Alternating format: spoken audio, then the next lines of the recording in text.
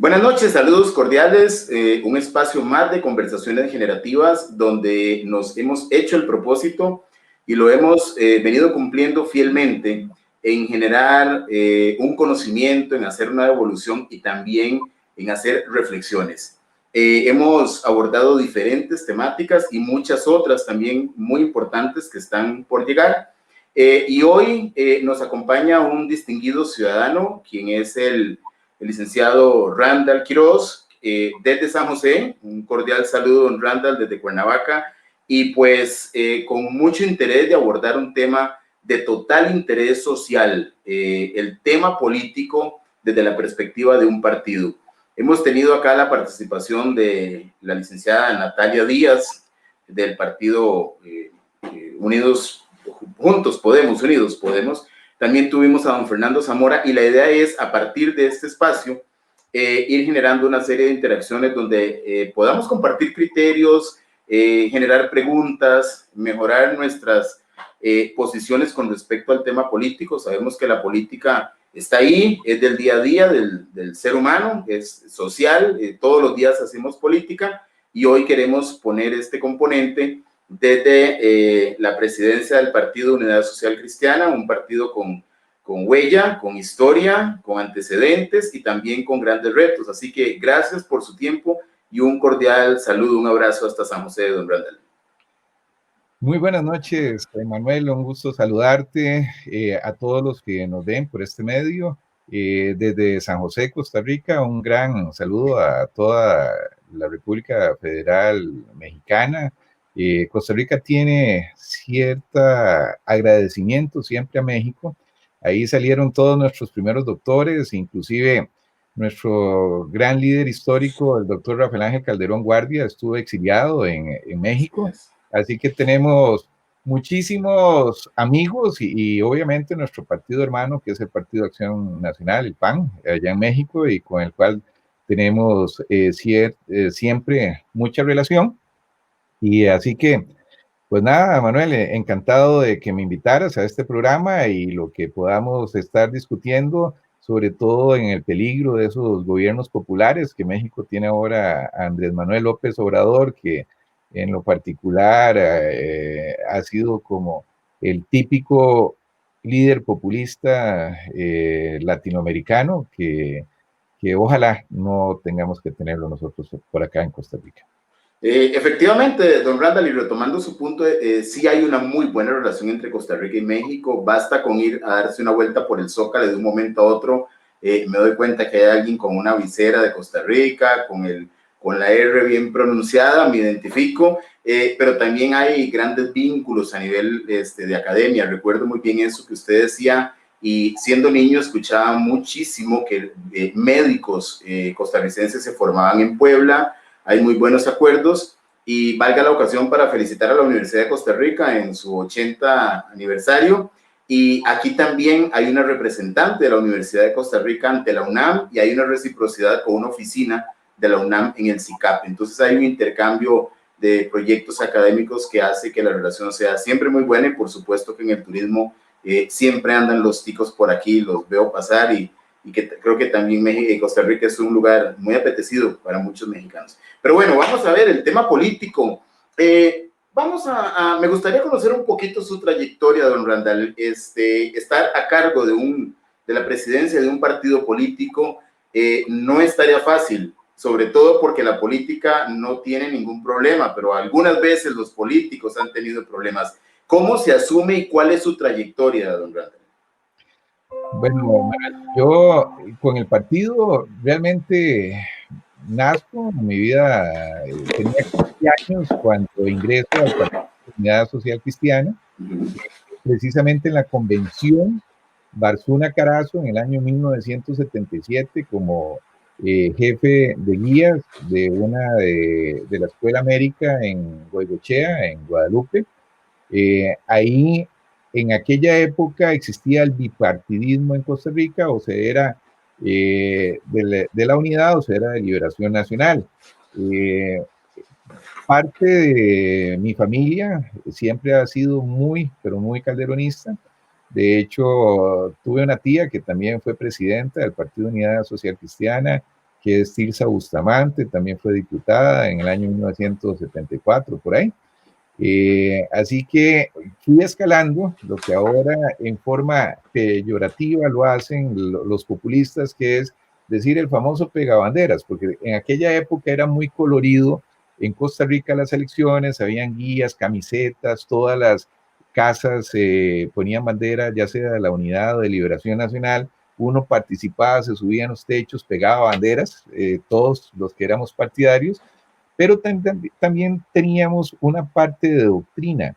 En nuestro caso era la doctrina demócrata cristiana o social cristiana. Y Liberación Nacional es socialdemócrata.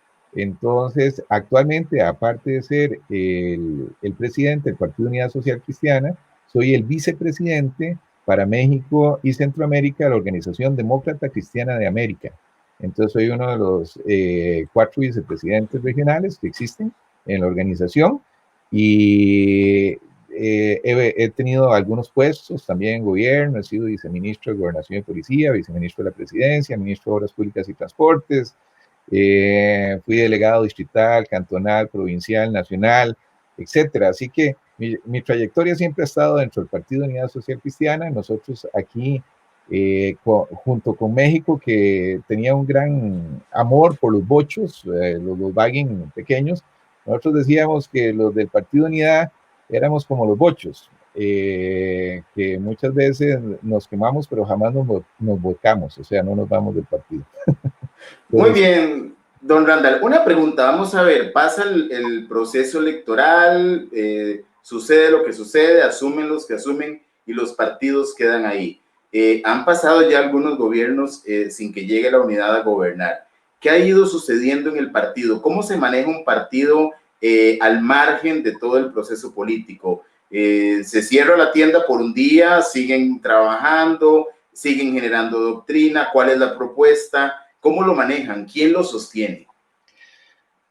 Miren, en el caso del Partido Unidad Social Cristiana, hemos gobernado Costa Rica desde 1983 con el nombre Unidad Social Cristiana en 3 ocasiones. Anteriormente a ello nos llamábamos oposición, coalición, unidad, etc.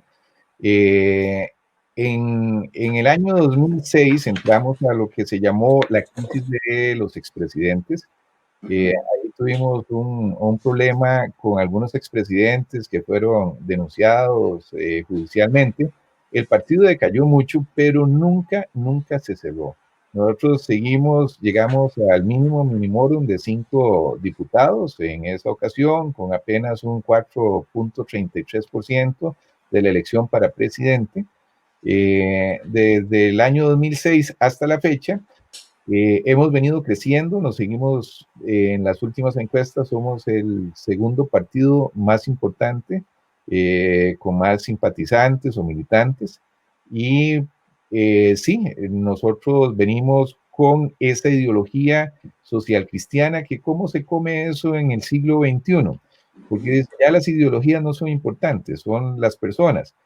Creo que el tener un norte, tener unos principios básicos, unas columnas que amarren bien el edificio, para mí es importante.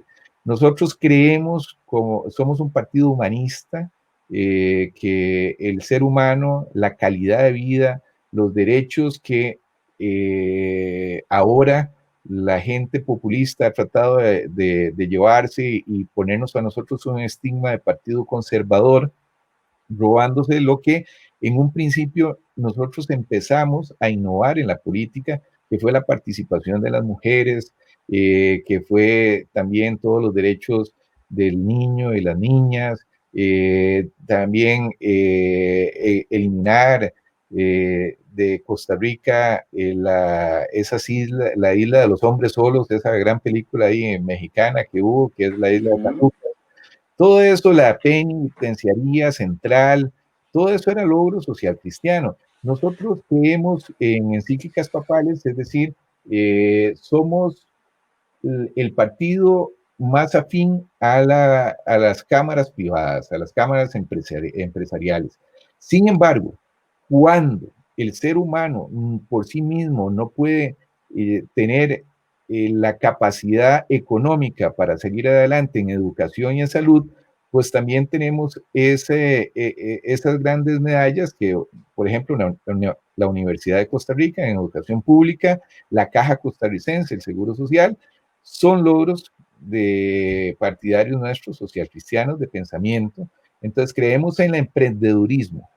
Nosotros estamos en esa teoría, si se quiere, un poco liberal económica, pero con una gran conciencia social en la parte de derechos humanos, donde si al ser humano no le alcanza por sí mismo, el Estado sí tiene que invertir en salud, sí tiene que invertir en educación.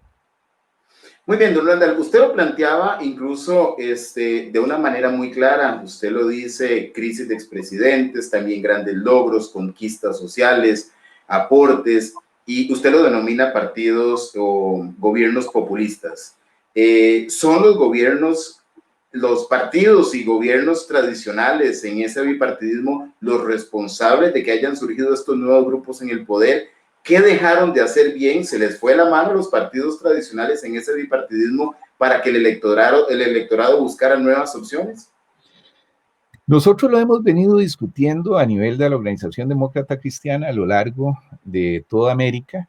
En algún momento, tanto México, Guatemala, Honduras, Salvador, Nicaragua, Colombia, Venezuela, que hoy está tan mal, Argentina, Uruguay, que actualmente está demócrata cristiano, nosotros teníamos el poder político. Sí creo que se falló, creo que no se lograron ajustar a los tiempos.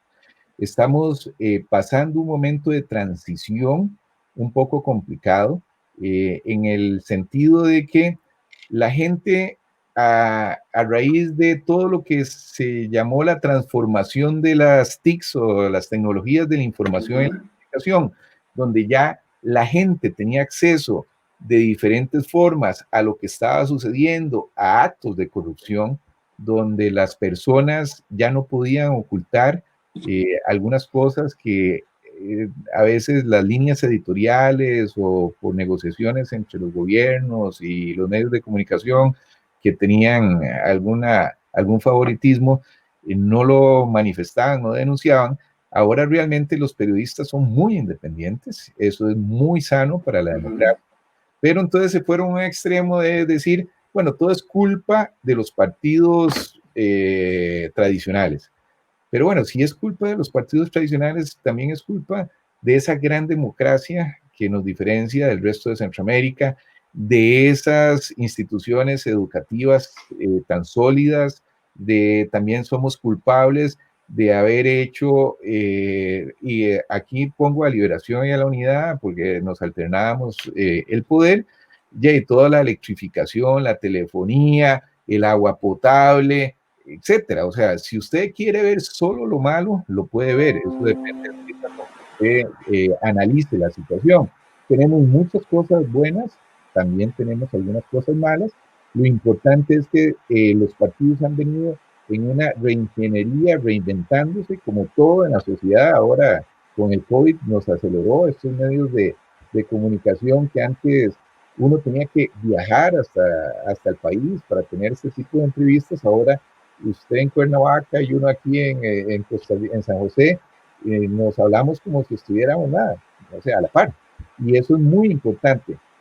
Los partidos, más bien, que implosionan populistas, que no saben a qué van, es más, que se la encuentran, que requieren muchas veces de llamar a esa gente que criticó, que llamó corrupta, que en las campañas los atacaron mucho, los tienen que llamar para que ocupen puestos de gobierno. Y cuando la inexperiencia asume los liderazgos, se ven las metidas, hablando en tono coloquial, de patas que hacen en varias situaciones. Y como decía un expresidente nuestro, don Abel Pacheco, usted en política puede meter a veces las patas, pero nunca las manos. O sea, corrupción es cero. Y esos partidos que ellos se creían que tenían la verdad absoluta, que eran pulcros, que nunca iban a cometer corrupción, ahora están inundados de denuncias. Nuestro actual presidente tiene 5 procesos penales. Eso nunca antes se había visto. ¿Es la figura de Rodolfo Méndez un representante de esa experiencia puesta en un partido nuevo en el poder? Don Rodolfo Méndez es la característica de cómo la juventud a veces menosprecia la sabiduría de las canas o el poco pelo. Don Rodolfo tiene una combinación de ambas, poco pelo y el Pocas pelo canas, entonces. también está lleno de canas en el que tiene. Pero don Rodolfo tiene 85 años y es un señor con toda la energía, además de ser un extraordinario ingeniero.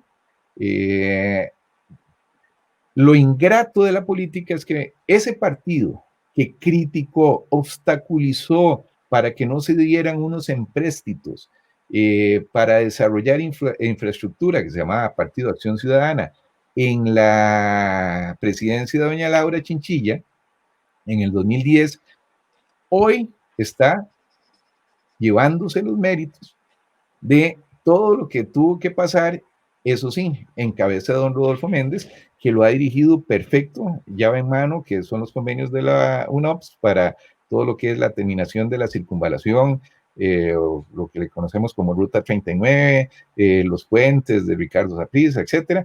Todas esas cosas se venían gestionando en esos partidos tradicionales y que en el gobierno nada es rápido, mucho menos en un exceso de democracia a veces que tenemos en Costa Rica, en la ley de contratación administrativa, y que hoy se está llevando a cabo, pero que don Rodolfo, con su expertise, con su colmillo político, con su gran experiencia, no se le roba ningún mérito de que la está llevando correctamente.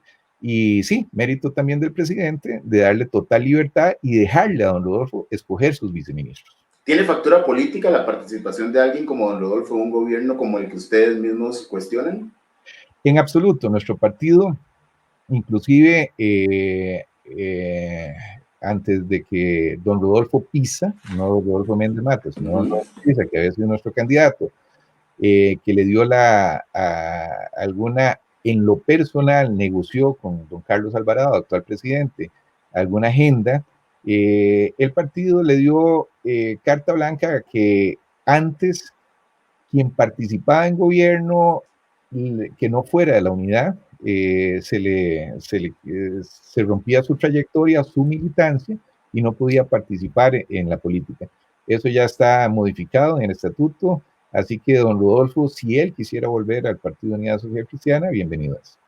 Me parece una posición muy abierta, muy madura, la participación de gente que al final se puede integrar por el beneficio del país. Esa es una percepción en lo individual que me parece que es aporte, pero el electorado no piensa así. ¿Qué piensa usted del electorado que hace lecturas diferentes cuando ve, por ejemplo, a un Rodolfo Pisa involucrarse en este gobierno y estar a la par del señor presidente en una posición de bastante poder? ¿Cómo hacerle entender eso al electorado que algunas veces no tiene más que una percepción, en muchos casos, porque no es en todos, muy subjetiva de la política, de los políticos y de la forma tradicional en que se hace la política? Y en el caso específico de don Rodolfo Pisa, yo he sido muy crítico desde que estaba en el directorio político, cuando Rodolfo plantea que se le autorice por parte del directorio político del Partido Unidad hacer una alianza para la segunda ronda electoral. El directorio político del Partido Unidad Social Cristiana le dice que no, que realmente nosotros no tenemos similitud ideológica con el Partido de Acción Ciudadana, y entonces él lo hace a nivel personal. Y el cargo que ostenta don Rodolfo Pisa dentro del gobierno en el primer año es de ministro de la presidencia, ese es como el escudero del presidente. A diferencia de algunos otros, como cargos muy técnicos, como el de don Rodolfo Méndez Mata, de ministro de Obras Públicas y Transportes, que su función es crear infraestructura, nada tiene que ver con problemas ideológicos. Nosotros obviamente somos un partido pro vida y el Partido de Acción Ciudadana pues facilita algunos temas que son ideológicamente contrapuestos nuestros. De hecho, don Rodolfo se va ya cuando el presidente tiene que cumplir su promesa de mandar el tema del aborto, de temas como la eutanasia, etcétera. Algunas cosas que sí complican, Desde ahí fue que se le dijo a don Rodolfo Pisa que la participación de él como ministro de la presidencia no era correcta. Sin embargo, otros temas técnicos donde Luis Adrián Salazar, como ministro de Ciencia y Tecnología, donde hoy por hoy se ve que es una necesidad que todo el mundo tenga conectividad, no lo vemos y creo, no lo vemos contra o poco prudente en una posición, sino que tenemos gente preparada, gente joven además, como Luis Adrián, que tiene toda la voluntad de poder participar por el bien del país.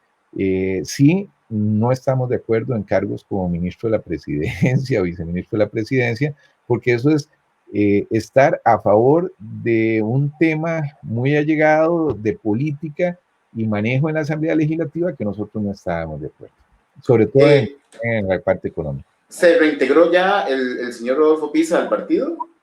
No, Rodolfo está como asesor en este momento del señor secretario de la Organización de Estados Americanos.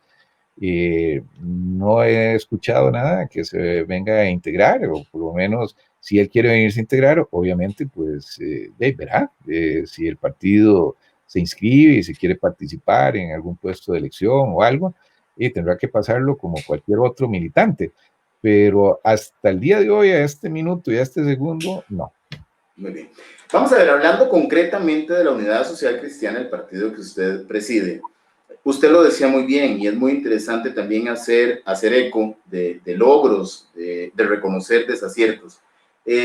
Hablando con el señor Fernando Zamora, que creo que claramente mantiene una posición ya política muy definida, por lo menos es la percepción generalizada, él cuestionaba muchísimo a los mismos de siempre. Tengo una idea por ahí en cuanto a que cuestionaba esto por la misma percepción social y popular que existe de la política tradicional con los mismos de siempre, porque están por ahí ocultos y cuando viene la campaña vuelven a salir y usted vuelve a ver las caras de los nombramientos y vienen siendo los mismos, lo que no significa que no haya experiencia y trayectoria.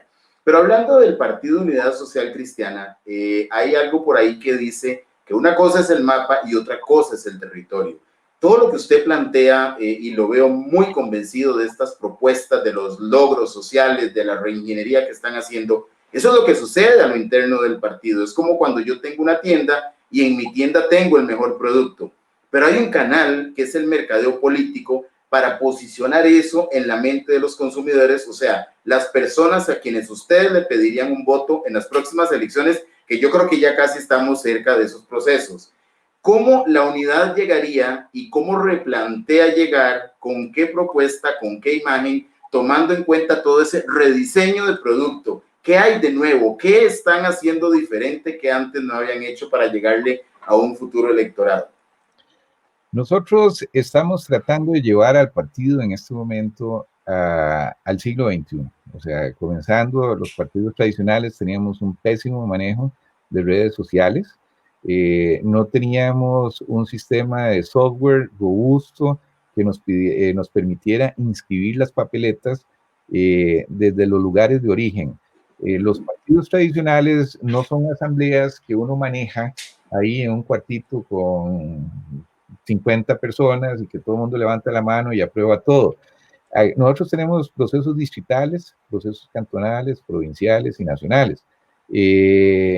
Ahora, a raíz de la pandemia, no pudimos desarrollar una asamblea que requerimos para hacer una modificación de estatutos que nos lleve a la paridad del género horizontal y vertical, que nos lleve a modificar la convención para que sea solo una elección donde se junten distritales, convención de candidato a la presidencia, Frente Femenino y Juventud.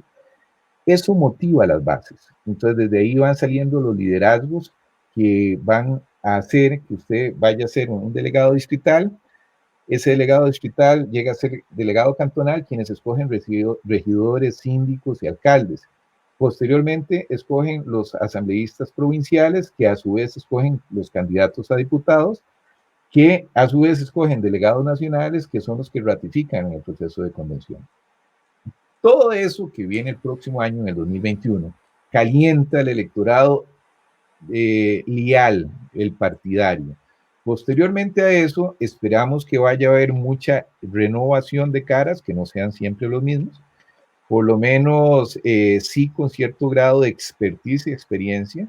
Ya vemos que tuvimos los dos últimos presidentes que no pasaron por puestos de gobierno, o que por lo menos Carlos Alvarado, lo único que fue presidente ejecutivo de Limas y 8 meses ministro de Trabajo, y llegó a ser presidente, y la verdad es que le ha quedado grande la camisa. Entonces, esperemos que haya un balance dentro de experiencia. Cuando usted está enfermo y va al médico, trate de escoger el mejor médico, no solamente en preparación académica, sino en expertise. O sea, alguien que tenga experiencia, si lo va a operar, cuántas operaciones, cuál es su edad. Usted no escoge al recién graduado de la universidad. Yo creo que eso es lo que está pasando, y esa es la adaptación que la juventud tiene que mirar, y dejar de menospreciar a los viejos o los que ya han ocupado cambios. Sí tenemos que renovar liderazgos, que es lo que nos pasó, y nos quedamos un poco rezagados en los partidos tradicionales, o mal llamados tradicionales, porque ya ahora el Partido de Acción Ciudadana ya lleva también 2 veces de gobernar el país, y solamente con agenda verde o derechos humanos, la economía no avanza, y el país puede entrar en un default.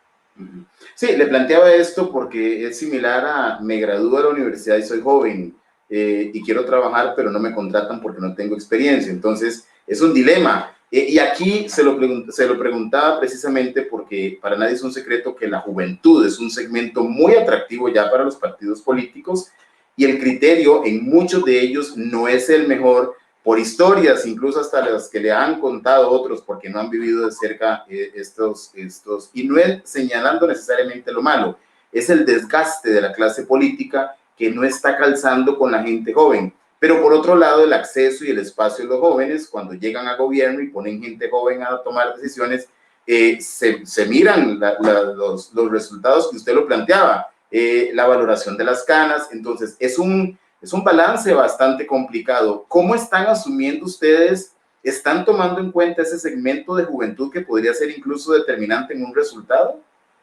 Claro que sí, no solamente de juventud, sino también en el género. Creo que ya ese machismo, donde la mujer participaba nada más para cumplir una cuota, el Tribunal Supremo de Elecciones ahora nos pide paridad horizontal y vertical, para arriba y hacia los lados. Eso significa que si nosotros vamos a escoger a una regidora, la suplente tiene que ser mujer también. Antes se escogía la propietaria mujer y el suplente hombre, entonces se ganaba la mujer, inmediatamente le hacían renunciar para que entrara el hombre. Todas esas cosas que nuestro partido ha venido planteando, y que ha tenido un buen grado de liderazgo, no solamente en representación en la Asamblea Legislativa. Hoy por hoy tenemos una fracción de 9 diputados, donde está 5-4, 4 mujeres, 5 hombres, y la juventud, también la edad promedio, se denota, y las caras nuevas se denotan en esa misma fracción. Nosotros pretenderíamos que vaya un balance de juventud y experiencia, ministros un poco con algún grado de expertise, sobre todo, le digo, el ministro de Hacienda, el canciller de la República, el ministro de la Presidencia, pero con viceministros jóvenes para que vayan aprendiendo, para que vayan madurando, para que vayan adquiriendo inteligencia emocional, porque a veces el IQ está altísimo, pero no saben en política que tiene que haber un balance entre todas esas cosas.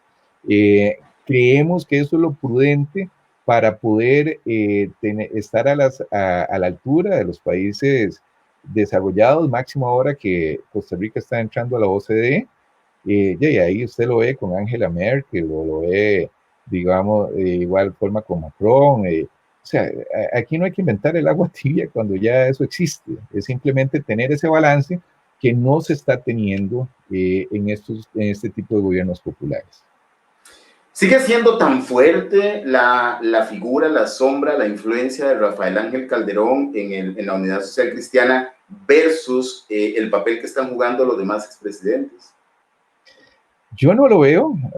O sea, don Rafael Ángel Calderón, que fue un líder fundador de nuestro partido, Él está con un proyecto propio, personal, que se llama el Partido Republicano Social Cristiano, donde últimamente he visto mucho a don Fernando Zamora, o me han dicho, me han contado ahí que ha estado almorzando y discutiendo política con don Rafael Ángel Calderón Fournier, pero no veo ese liderazgo interno. Obviamente ya las generaciones van pasando, y sí, digamos, históricamente es alguien que nosotros reconocemos, que fue muy importante para la fundación y la creación del Partido Unidad Social Cristiana, pero yeah, como todo, la gente pasa y las ideas quedan, ¿verdad? Y el partido va fortaleciéndose en sí mismo. ¿Qué cree que lo hizo dejar de ser social cristiano para irse al Partido Republicano?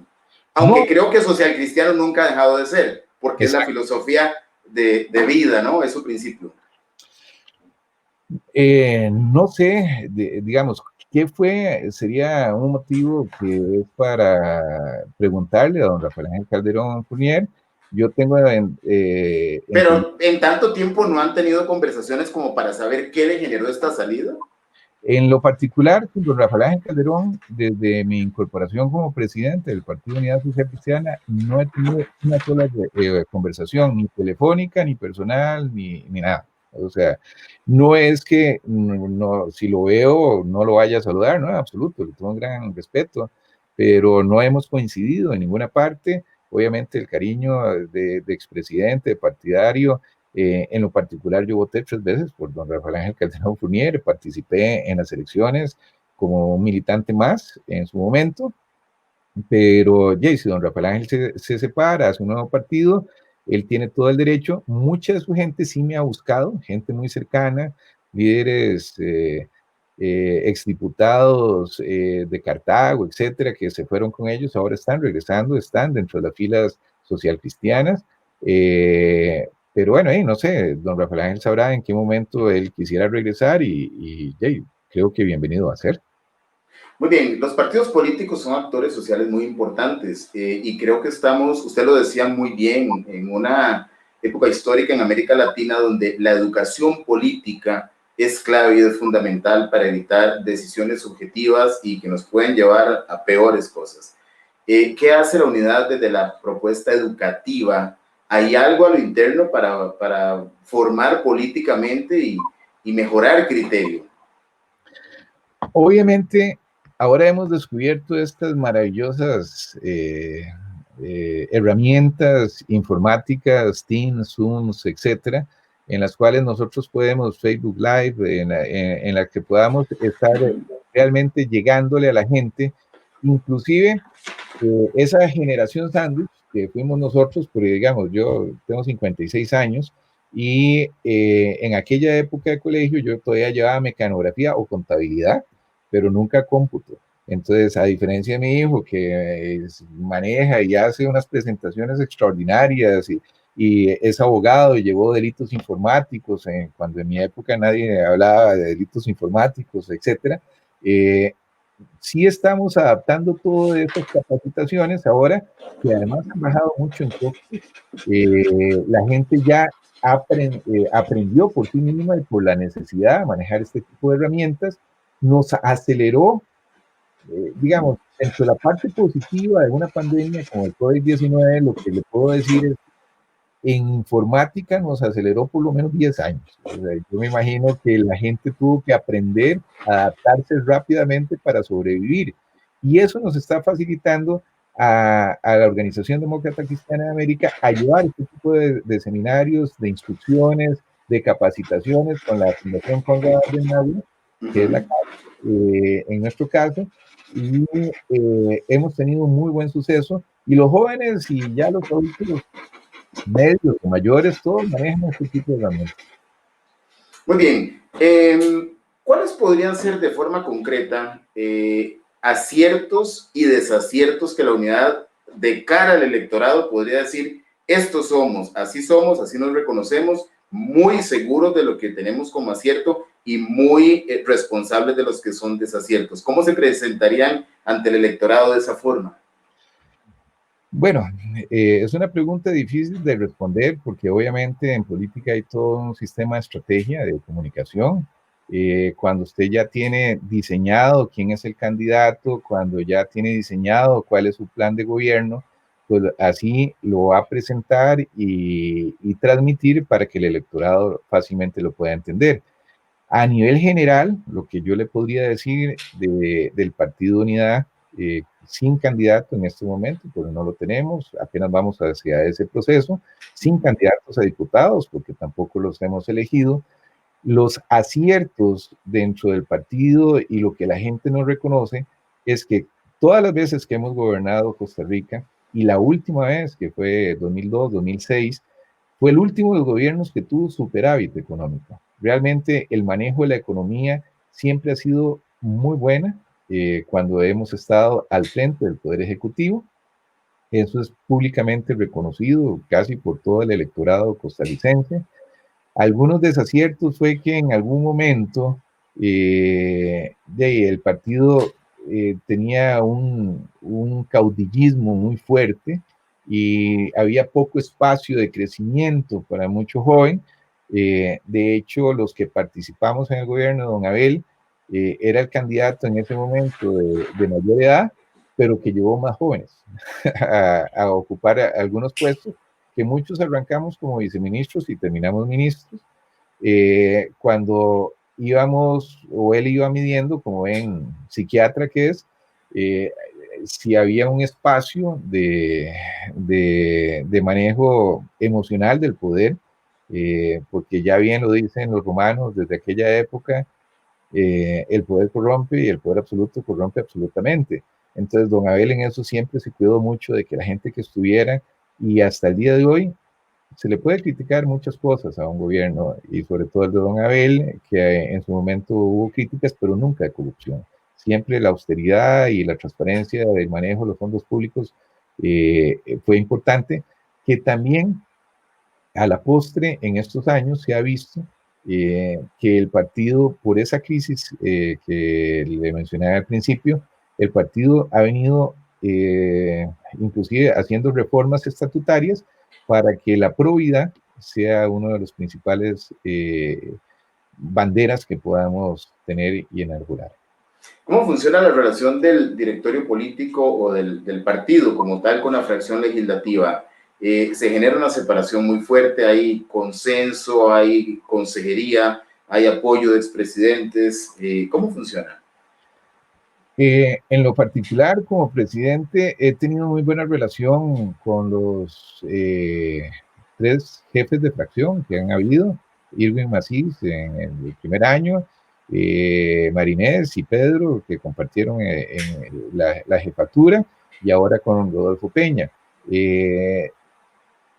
Eso se maneja muy particular, son 9 diputados.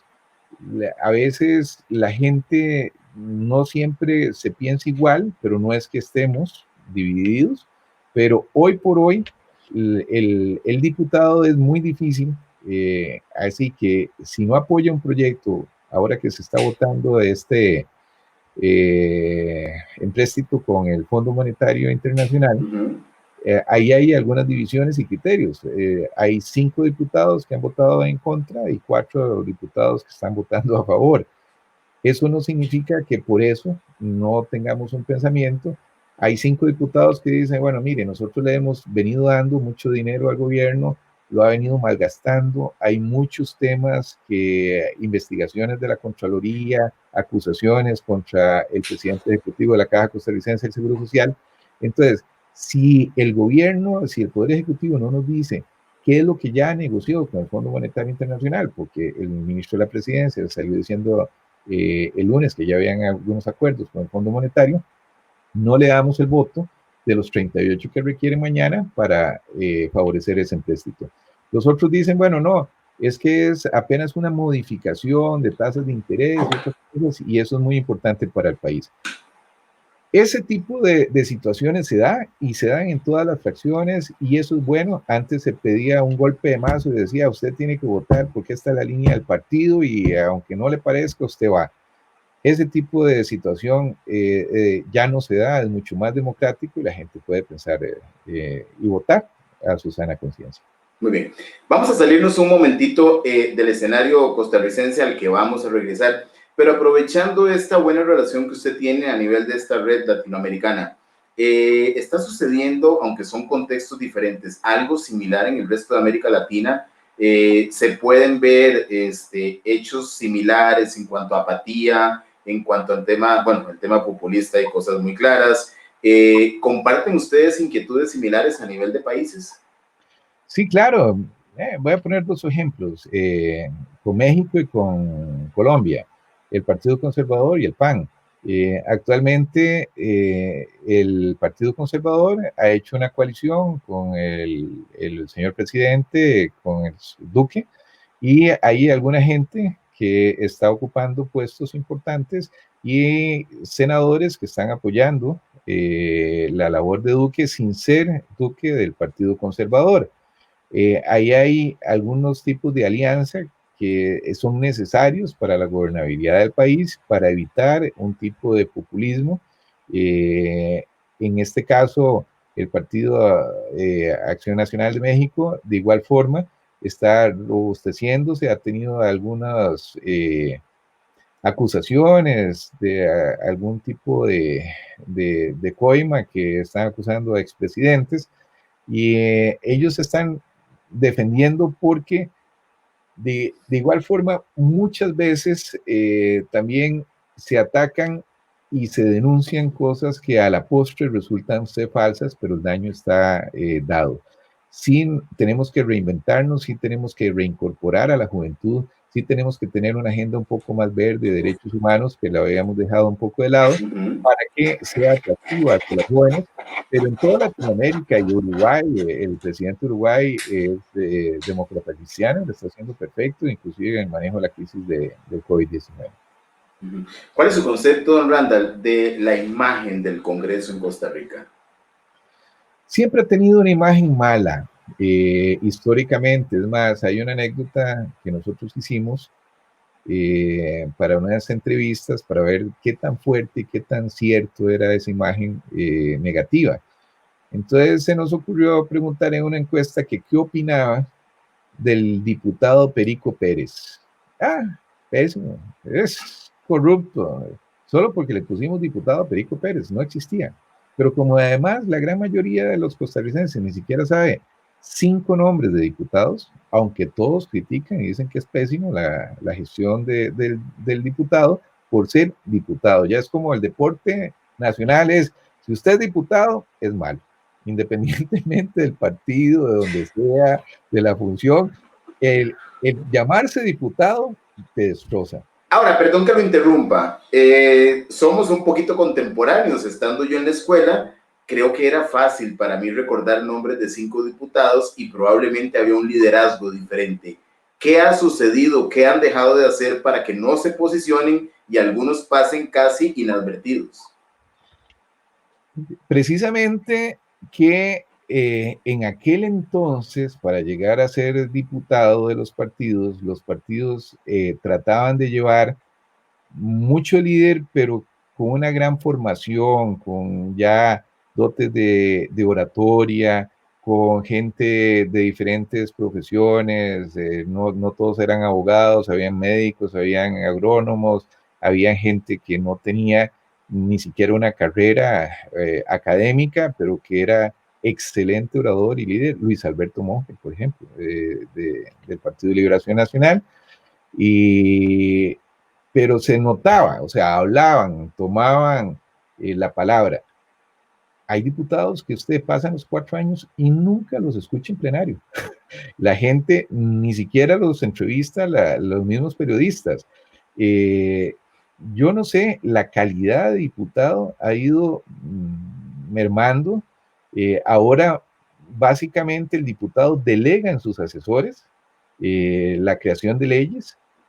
Muchos de sus asesores llegan a ser posteriormente diputados, pero el diputado que llega porque tenía un liderazgo, ganó la provincial, muchas veces pasa desapercibido, no presenta proyectos, en lo personal no toma banderas, hay poco involucramiento dentro de la comunidad, llega a ser diputado y no vuelve al cantón o al territorio donde lo eligieron. Todo eso ha sido nefasto y creo que de ahí el mal criterio que le dicen a los señores diputados, que no creo que sea tan certero. Hay muchas asambleas, digamos, el año pasado se aprobaron leyes importantes para el país, con Carlos Ricardo Benavides al frente, que era de Liberación Nacional, y uno como opositor, pero sobre todo como costarricense, reconoce que fueron buenas leyes las que se aprobaron.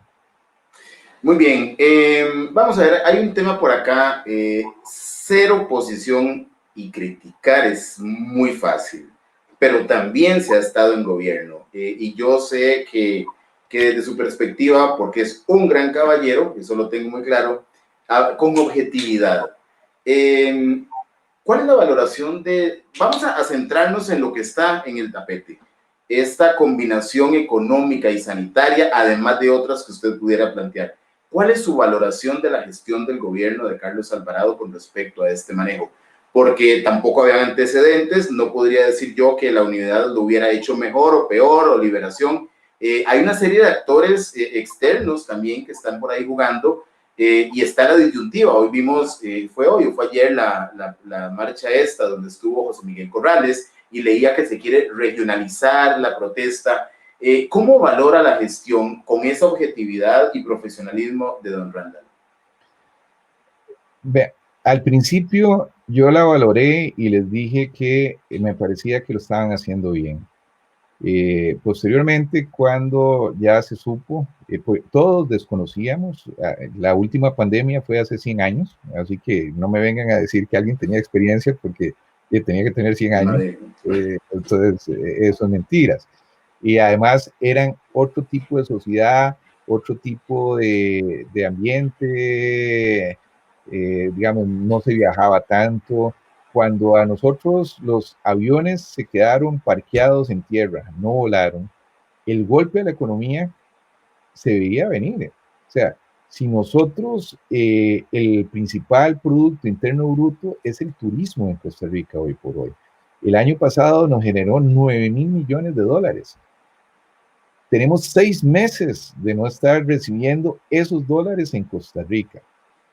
¿Qué hizo el gobierno en materia macroeconómica y qué hizo en materia de salud? En materia de salud nos quitamos el sombrero, pero eso es además algo que lo comentamos al principio, venía ya desde 1940, cuando empezaron a graduarse y a venirse los primeros médicos de México hacia Costa Rica, se fortaleció la Escuela de Medicina, la Universidad de Costa Rica, aparece la UCIMED, etcétera. Tenemos muy buenos médicos, el doctor Daniel Salas y muchos otros en la parte de salud importantísimos. Pero la parte económica es que, nuevamente, el balance, salud y economía no pueden ir separados, sobre todo porque usted no sabe, no conocemos si esto dará 6 meses, si la vacuna ya está, o la Organización Mundial de la Salud nos dice que son hasta el año 2022. ¿Qué va a hacer la gente? ¿Cómo va a pagar el gobierno salarios, pensiones? En el mes de enero, cuando paguemos la renta, ¿cuál va a ser el dinero que va a recibir cuando muchos de los negocios ya prácticamente cerraron? Restaurantes, hoteles, las agencias de viajes, con todos los turoperadores, etcétera. O sea, la gente que vendía las verduras para los hoteles, en los restaurantes. Realmente ha sido un golpe nefasto y ahí yo valoro que hasta hoy el presidente anuncia, y mucho, porque la oposición de los partidos políticos ya lo hicieron junto con las cámaras, casi torcer el brazo y decirle, bueno, mire, no es solamente la valoración de la salud, es que nadie sabe si esto va a durar 6 meses más o 2 años más. Reactive la economía porque nos va a llevar a un default, a una quiebra rotunda.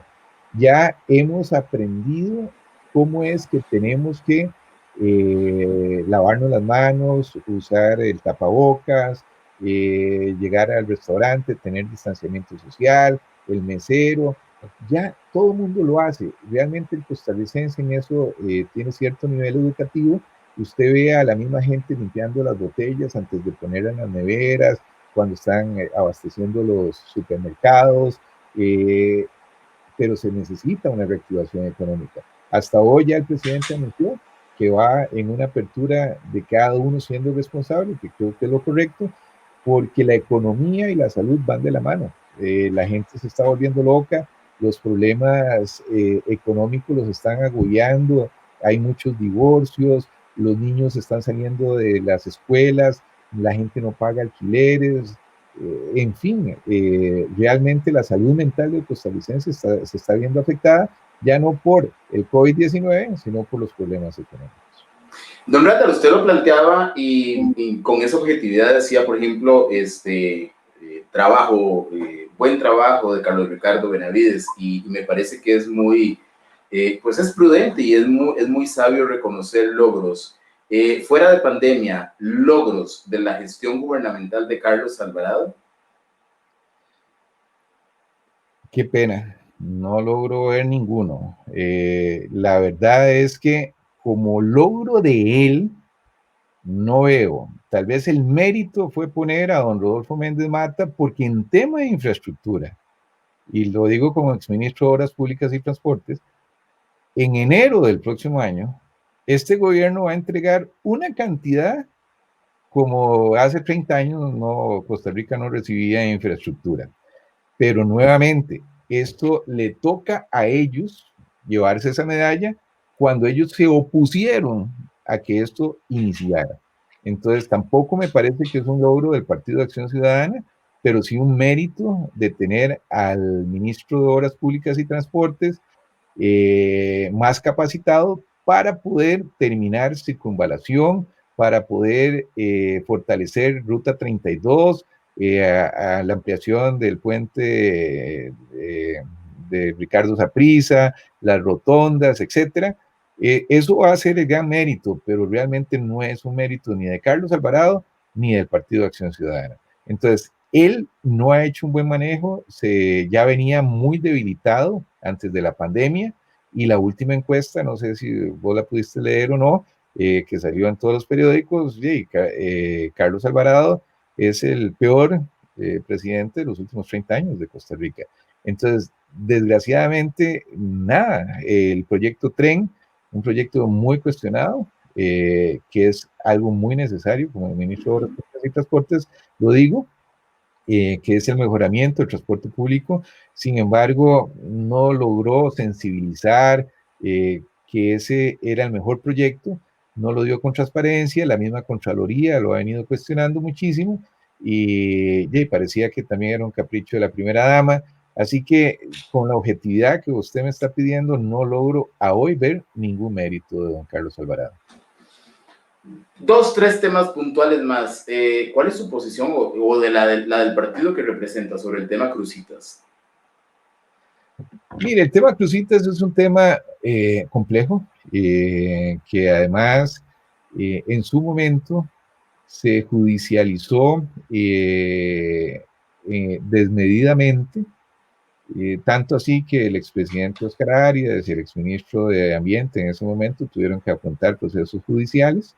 Se cerró, ahora hay un arbitraje que creo que ya viene con sentencia, creo que el país va a ser condenado. Es un tema muy, muy complejo en el sentido de que se podía llegar a un balance, pero la gente en esa agenda ambiental dijo que no, que los daños iban a ser muy cuantiosos y recuperables. Ahora, 3 años después del tema de Cruzitas, de 4 años de haberlo cerrado, es impresionante el daño ambiental. O sea, Carlos Manuel Rodríguez no puede voltear la cara y no verlo. Además, están robando el oro. Ha habido blanqueo de capitales. El mismo Instituto Costarricense de Drogas, la OIJ, el Ministerio Público está haciéndolo. A nosotros nos parece que era fuente de trabajo, que bien llevado era un buen proyecto, y que nosotros en principio no nos oponemos a que una explotación con mitigación ambiental pueda darse en Costa Rica.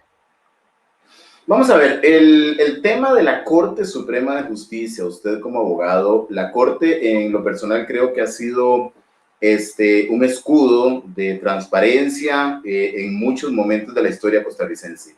La clase política se mezcla a nivel de la elección de los magistrados y empiezan a darse relaciones que al fin y al cabo me parece que ha llevado a una Corte con una imagen que se ha degradado muchísimo desde la posición de un presidente de un partido, en lo que ya han estado y lo que se sabe, cómo se manejan las relaciones. ¿A qué se debe ese deterioro de la Corte en imagen?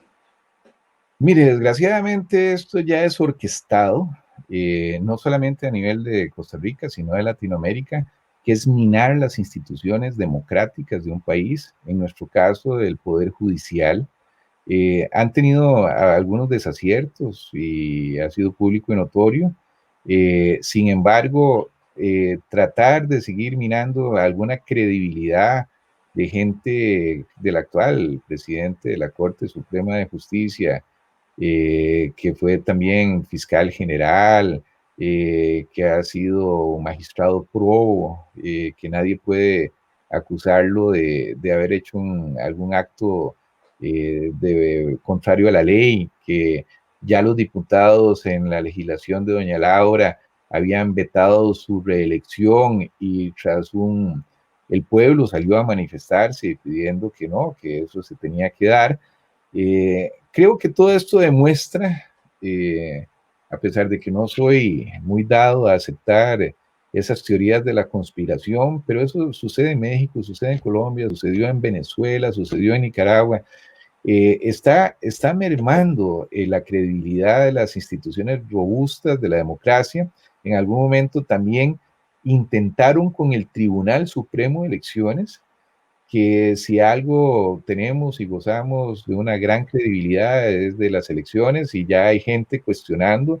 El mismo Otón Solís en su momento cuestionó la elección de don Oscar Arias, que fue muy ajustada, pero al final se echó para atrás y lo aceptó. Pero bueno, me recuerdo de Andrés Manuel López Obrador también durante un montón de una manifestación, una elección ahí en Zócalo, diciendo que él era el que había ganado, hasta que ya posteriormente sí fue en una elección donde lo nombraron. Todo esto es orquestado. Realmente a mí me da tristeza ver cómo hay gente que de una forma ligera juzga a la corte, no tiene credibilidad. Como abogado sigo creyendo en realmente en las sentencias que nos están dando nuestros tribunales, y todos por lo menos las respetamos. A veces no las compartimos, como abogados tenemos criterios diferentes, pero de eso a creer que el sistema es corrupto, que la gente llega ahí por intereses de partidos o de cámaras, no lo veo por ninguna parte.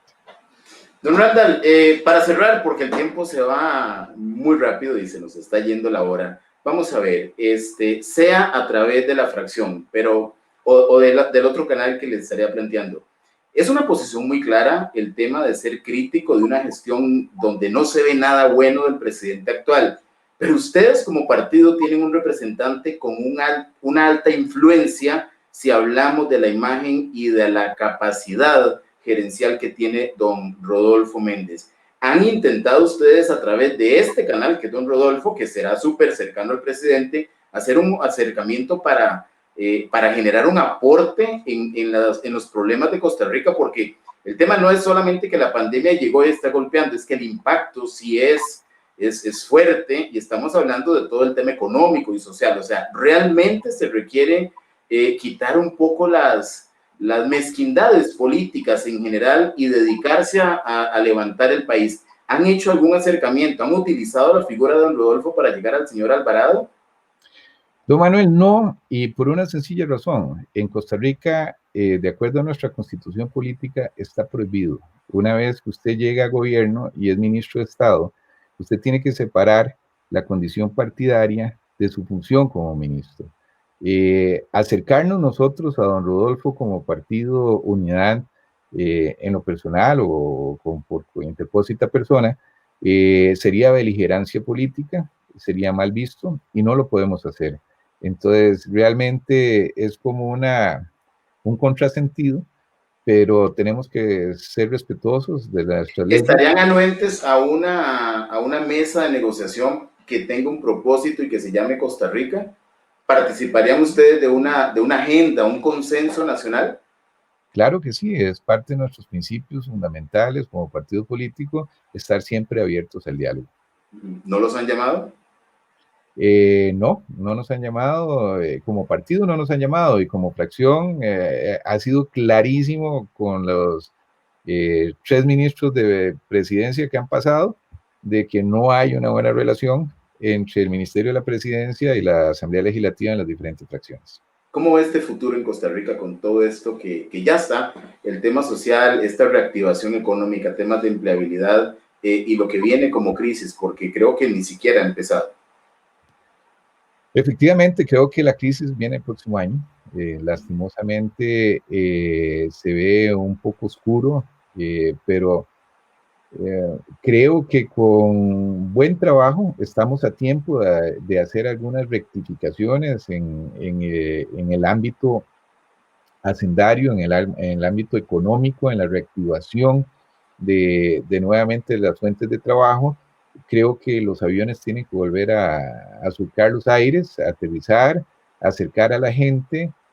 Tenemos que aprender a tener normas de higiene diferentes para volar, para llegar, para poder convivir hasta que aparezca la vacuna, que no estoy seguro que vaya a ser en un corto plazo. Por lo menos se habla de en Latinoamérica a junio del próximo año, que es mucho tiempo, 9 meses. Así que yo tendría la esperanza de que todavía podamos rectificar y que como es una crisis mundial, nos reinventemos como mundo, ¿verdad? Ya no solamente como país, sino como mundo, porque a nadie le conviene en este momento que ningún país entre en default. Así que yo tendría cierto grado de esperanza de que el mundo nos vamos a proteger con ese instinto de sobrevivencia del ser humano. Con esta sí cierro, don Randall. ¿Se escuchan ya intereses electorales dentro del partido? Sí, claro que sí, pero nadie es un secreto que ya don Pedro Muñoz está candidateándose, lo ha dicho públicamente, por eso no me atrevo a decirlo. Hay gente que habla de coaliciones, hay gente, mujeres que se escuchan ahí con cierto grado de interés de llegar. Ya las estructuras a nivel del país en territorios se están armando para lograr aspirar a ser diputados en el 2022. Ya estamos Ya jugando. calentó. Ya calentó. Ya este año se fue y lo que queda es uno nada más, ¿no? Exactamente, ya Es uno y... deberíamos estar en abril, mayo, ya en digitales y en convención. Muy bien, de vuelta a la política. Entonces, pues aquí cerramos 1 hora con 2 minutos, justo a la promesa. No sabe cuánto le agradezco, realmente un aporte. Esto genera reflexión, esto es información, es conocimiento y pues también tener criterios. Creo que es muy válido y compartirlos también con personas tan honorables como usted. Le agradezco muchísimo, muchísimas bendiciones hasta San José y le deseo muchos éxitos en la gestión en la que se encuentra. Muchísimas gracias, Manuel, y un gran saludo a todo México, ese México lindo y querido, como dice la canción. Y bueno, esperemos que pronto nos podamos ver y compartir un café. Y por acá lo esperamos también. Un Gracias. abrazo. Buenas Gracias. noches. Vale. Hasta luego.